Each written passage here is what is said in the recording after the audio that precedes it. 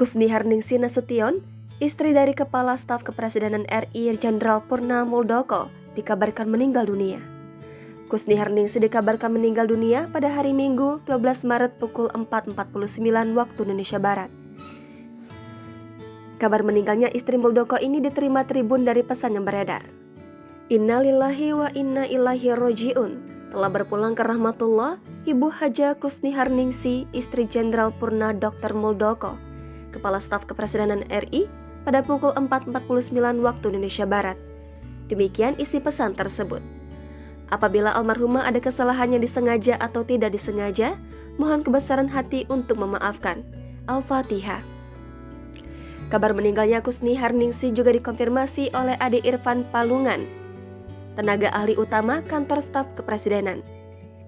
Kusniharningsih meninggal di Rumah Sakit Pusat Angkatan Darat Gatot Subroto, Jakarta. Saat ini almarhum Kusniharningsih disemayamkan di rumah duka di Jalan Terusan Lembang, D54 Menteng, Jakarta Pusat. Menurut rencana, jenazah Kusniharningsih akan dimakamkan di Taman Makam Pahlawan Bahagia, Tangerang Selatan, usai sholat zuhur.